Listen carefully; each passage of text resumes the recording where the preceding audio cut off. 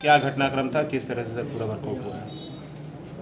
दिनांक 19/10/2024 को थाना सुरेरी अंतर्गत हरियार ग्राम निवासी प्रदीप कुमार गुप्ता ने एक थाने पर लिखित सूचना दी थी कि उनका पुत्र सूरज गुप्ता, उम्र लगभग 24 वर्ष, ये घर से सुबह भोर में टहलने निकला था और रहस्यमय परिस्थितियों में गायब हो गया है। इसका अपहरण कर लिया गया है।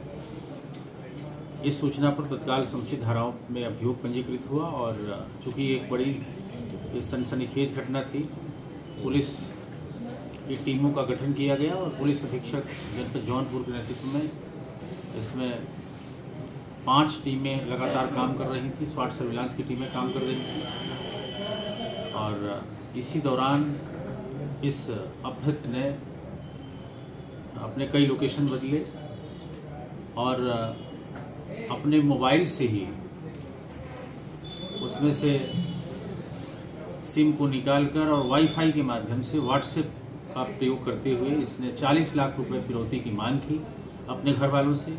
लगातार मैसेज किए कि अमुक स्थान पर पैसा भेजा जाए और वहाँ हमारा आदमी जाएगा, पैसा ले लेगा। और इसमें लगातार पुलिस की टीमें इसको ट्रैक करती रहीं और अंत में पुलिस के दबाव से इसने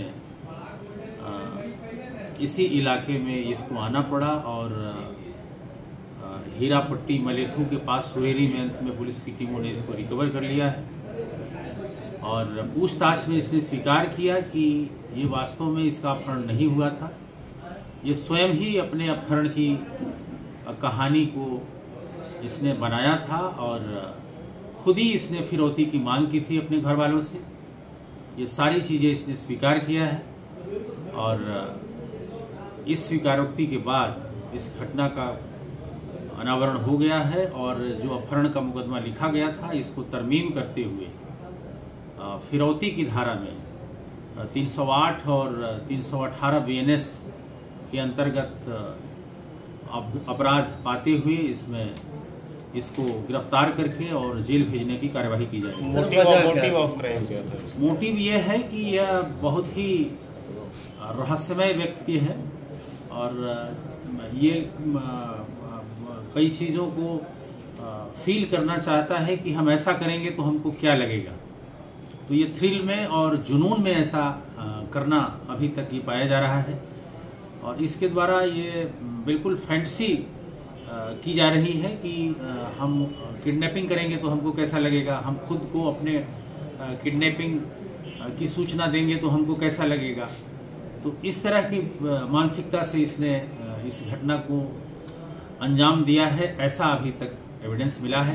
क्या इस घटना में परिवार वाले क्या कहें? क्या परिवार वाले इससे पीड़ित हैं? परिवार वालों को ये पूरा ये लग रहा था कि ये घटना वास्तव में अपहरण की हुई है, लेकिन जैसे उन्होंने पूरा इंट्रोगेशन हुआ और इस बात को देखा और सुना तो उनके भी होश उड़ गए कि ये लड़का जिसको कोई कमी नहीं है घर में, ये ऐसा कांड कैसे कर सकता है। वो भी हतप्रभ हैं और इससे परेशान है। कोई आपराधिक इतिहास भी इसका कोई आपराधिक इतिहास नहीं, लेकिन पहले भी इसने झूठी सूचनाएं दी हैं और एक मुकदमा इसने 2023 में ऐसे ही झूठा लिखाया था और 2024 में ही भी भदोही थाने में इसने अपने गुम होने की झूठी सूचना लिखाई थी। उसमें अगले ही दिन ये मड़ियाहू में प्रकट हो गया था। तो ये बहुत ही झूठा और बहुत ही फैंटेसी वाला इंसान है जो कई चीज़ों को कल्पना में करता है कि हम ऐसा करेंगे तो हमको कैसा लगेगा। पुलिस को कभी लगा कि ये अपनी झूठी अपहरण की साजिश और फिरौती की साजिश? पुलिस को ये हर एंगल से पुलिस जांच कर रही थी, क्योंकि हम लोग किसी घटना को तब तक नहीं मानते जब तक कि वो अंजाम पे न पहुंच जाए।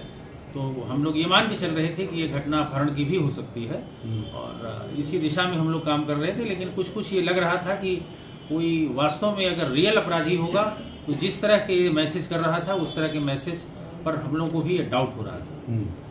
लेकिन हम लोग घटना को सही मानकर ही पूरा इस केस को हैंडल कर रहे हैं। उसके खिलाफ क्या कार्रवाई होगी? जो अपहृत है, जिसने तथाकथित अपने अपहरण की झूठी सूचना दी, उसने स्वीकार किया है और फिरौती की मांग की है। ये गंभीर जुर्म है, लिहाजा इसी जुर्म में जो एक्सटॉर्शन की धारा है उसमें हम लोगों ने इस मुकदमे को तरमीम करके इसको मुलजिम बना के हम लोग जेल भेजे। इसका और कोई भी साथी सिर्फ अकेले ही?